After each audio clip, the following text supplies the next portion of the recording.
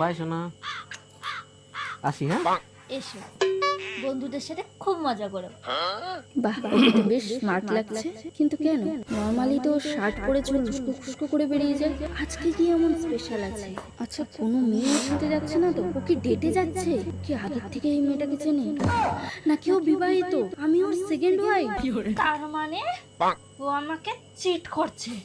বাবারে। দাঁড়াও, সত্যি করে বলো আমাকে, তুমি কোথায় যাচ্ছ? তুমি তোমার বন্ধুদের সাথে যাচ্ছ? তুমি এত সেজেগুজে বন্ধুদের সাথে যাচ্ছ, এটা আমাকে মেনে নিতে হবে। সত্যি করে বলো, কোন মেয়ের সাথে যাচ্ছ? কোন মেয়ের সাথে যাচ্ছ? সে কি আমার থেকেও সুন্দর দেখতে? ও নাকি তুমি বিয়ে করে রেখেছো? তার মানে তোমার আরেকটা বিয়ে আছে। কটা বাচ্চা আছে? আর চুপ করো, তুমি ওভার থিঙ্কিং করছো। ওভার থিঙ্কিং না?